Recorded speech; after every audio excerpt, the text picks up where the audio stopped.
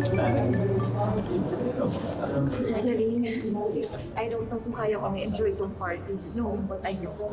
Saan na ba si Edward? Kasi... Ay, ako inaantay mo. Di ka usapin mo na. Puntahan mo. Eh, paano kung ayaw niya kang kausapin? Or worse, kung hindi siya maniwala sa sasabihin ko? Friend, ang importante, ma-warningan mo yung Edward yan. Tsaka maunahan mo yung Aldrin na yun. Sige, salamat. Kaya, I want to meet Mrs. Vitales.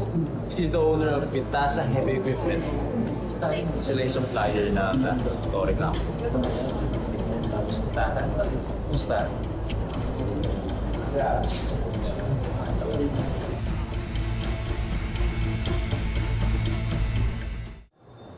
Gandang gabi sa inyo lahat.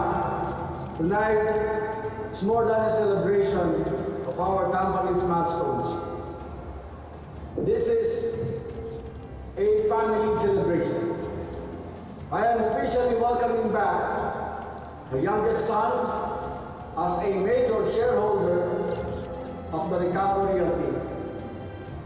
Walang iba, kundi si Edward Torrecampo.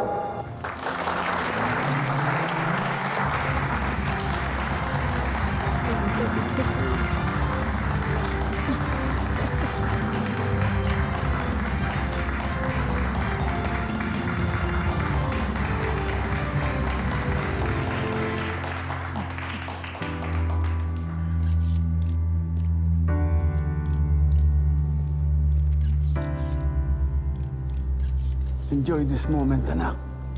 Enjoy this moment. Thank you.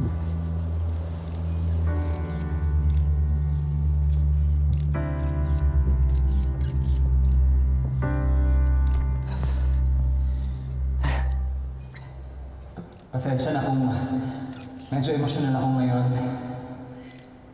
Akala ko kasi hindi ko na mararanasan to sa buong buhay ko.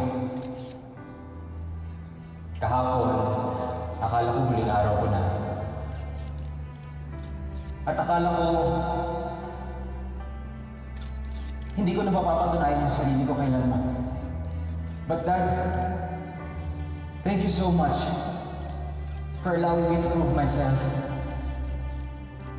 For giving me my place back. Pinapangako ko na hindi ko sasayangin to. I'm proud to be back. I'm proud to be at Torrecampo.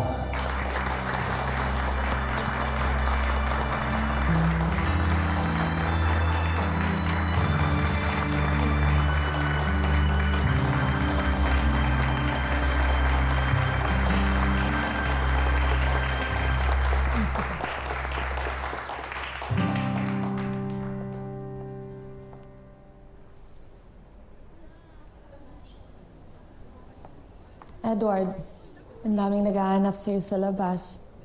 Gustong kumausap. Andito ka lang pala nagtatago. Just taking a pause. Medyo nakaka-overwhelm din yung mga pangyayari. Sobrang proud ako sa'yo kanina sa stage. Nakita ko yung dating Edward na kilala ko. Puno ng pangarap. You deserve it all, Edward. Thank you, Marge. Alam ko, paulit-ulit ko na sinasabi yan. Pero, alam mo ko hindi niya ako sinave ni Paolo. Malamang hindi ko mararanasan yung palakpakan ng maraming tao.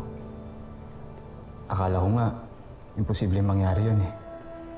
Yun pala, kailangan ko lang palang bitawan yung isang taong humihila sa akin pababa.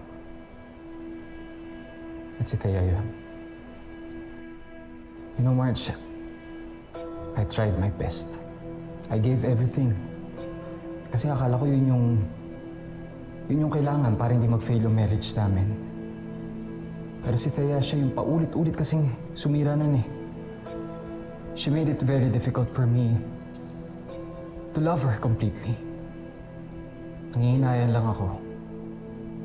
Nangihinayan ako sa dami ng taon na sinayang ko sa isang toxic na relationship. Pinaniwala kasi ako ni Thea na loser ako. na wala akong kwenta tuwing nagkakamali ako. She never encouraged me. Hindi niya ako kinocomfort. She never cheered for me. Unlike you, Marge. Alam mo, nagsisisi akong pinakasalan ko si Thea. All these years, I was just pretending to be a husband.